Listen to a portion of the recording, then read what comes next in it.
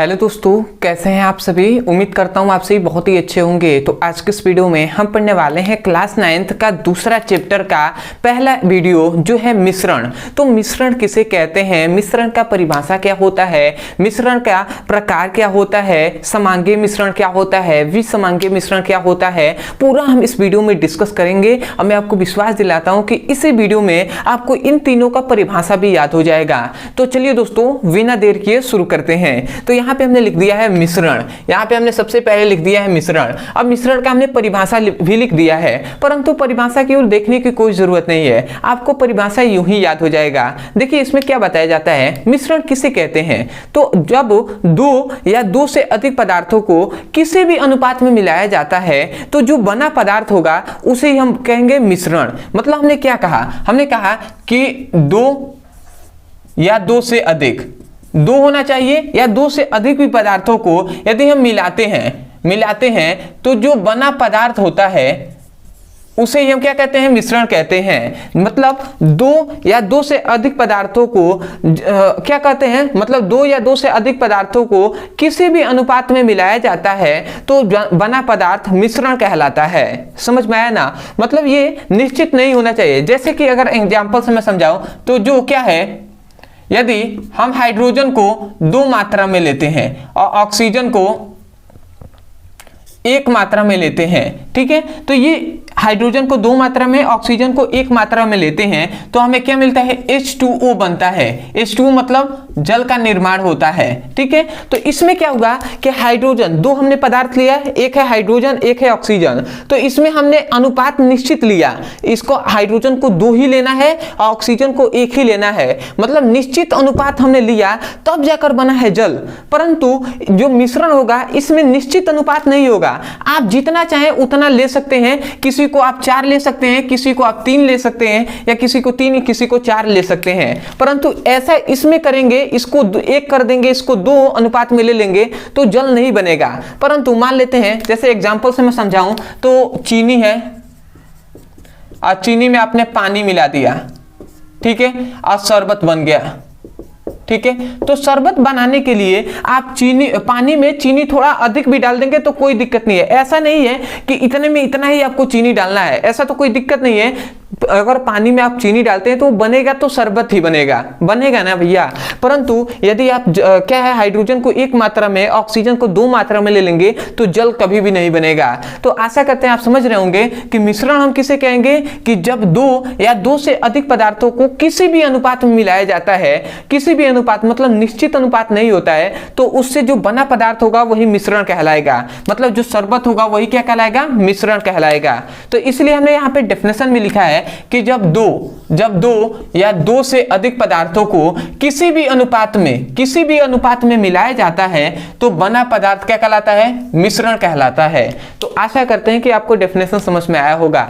कभी भी डेफिनेशन को रटना नहीं, समझना चाहिए, ठीक है। समझे रहेंगे तो आपको हमेशा के लिए याद होगा। अब मेरा वीडियो कोई भी देखेंगे तो उसमें मैंने पूरा डिटेल में आपको उसको बताया है। अब मैंने कभी भी डेफिनेशन को रटवाया नहीं है, उसको समझाया है, ठीक है। और समझ के स्टूडेंट बहुत ही अच्छे से उन्होंने समझा है और अच्छे कमेंट्स भी करते हैं, ठीक है। यदि आपको भी समझ में आए तो आप भी हमें कमेंट सेक्शन में बताइएगा। अगला आता है कि जो मिश्रण होता है इसके 2 प्रकार होते हैं। कितने? 2 प्रकार होते हैं। पहला होता है समांगीय, दूसरा होता है विसमांगीय।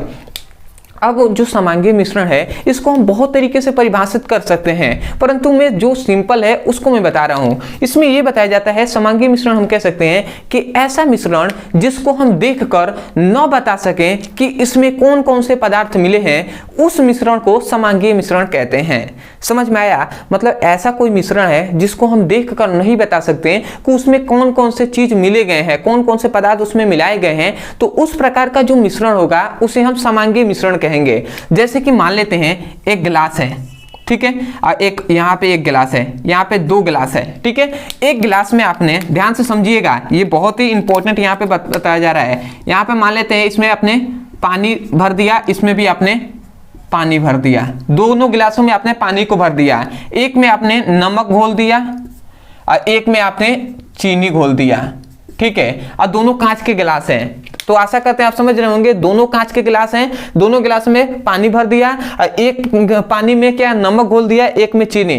अब ये बताइए आपको दोनों गिलास को एक जगह रख दिया जाए, आपसे कहा जाए कि केवल आप देख कर बताइए कि किसमें नमक मिलाया गया है और किसमें चीनी। तो आप देख कर बता सकते हैं कि किसमें नमक और किसमें चीनी? तो आप कहेंगे नहीं, जब तक कि उसको टेस्ट ना किया जाए तब तक हमें पता नहीं चलेगा। ठीक है, तो हम ऐसे मिश्रण को ही हम क्या कहेंगे? समांगी मिश्रण कहेंगे।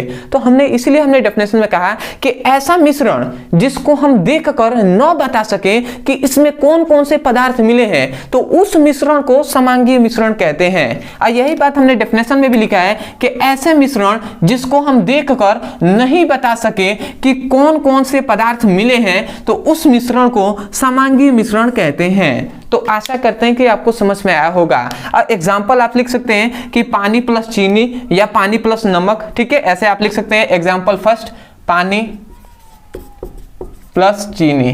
ठीक है, पानी प्लस चीनी का मिश्रण। इसी प्रकार आप एग्जांपल लिख सकते हैं और भी, पानी प्लस चीनी का मिश्रण, पानी प्लस नमक का मिश्रण। ठीक है, पानी प्लस ग्लूकोज का मिश्रण, ऐसे आप बता सकते हैं। अगला आता है विसमांगी मिश्रण। तो जस्ट इसके अपोजिट होता है।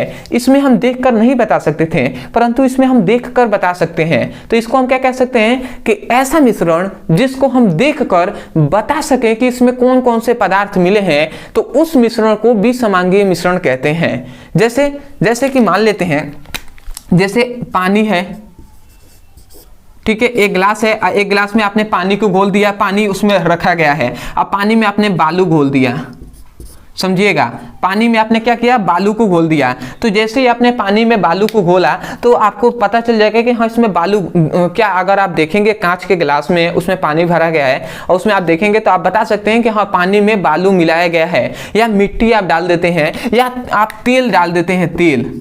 ठीक है, तो आपको देखकर ही पता चल जाएगा कि हाँ इसमें मिलाया गया है। तो उस प्रकार के मिश्रण को हम क्या कहेंगे? विसमांगी मिश्रण। तो हम डेफिनेशन कह सकते हैं ना कि ऐसा मिश्रण जिसको हम देखकर बता सकें कि इसमें कौन कौन से पदार्थ मिले हैं, तो उस मिश्रण को विसमांगी मिश्रण कहते हैं। तो आशा करते हैं कि आपको समझ में आया होगा। अदरवाइज इसी प्रकार आपको ये सभी कुछ समझाया जा रहा है। इसी प्रकार कोई भी आपको टॉपिक समझना हो तो केवल उस टॉपिक का नाम लिखिए यूट्यूब पर, अंत में केवल हमारे चैनल का नाम लिख देंगे तो आपको वीडियो मिल जाएगा। अदरवाइज बहुत से ऐसे स्टूडेंट हैं जो चाहते हैं कि क्लास 9th का फिजिक्स और केमिस्ट्री का चैप्टर वाइज सीक्वेंस में एक एक करके वीडियो मिले, वहां से मैं अपने पूरे सिलेबस को पढ़ सकूं। यदि आप भी पढ़ना चाहते हैं तो आप हमारे चैनल के प्लेलिस्ट में जाकर वहां से ढूंढकर पढ़ सकते हैं। वहां पर क्लास 9th का फिजिक्स, केमिस्ट्री और बायोलॉजी तीनों का प्लेलिस्ट मिल जाएगा, वहां से पढ़ सकते हैं।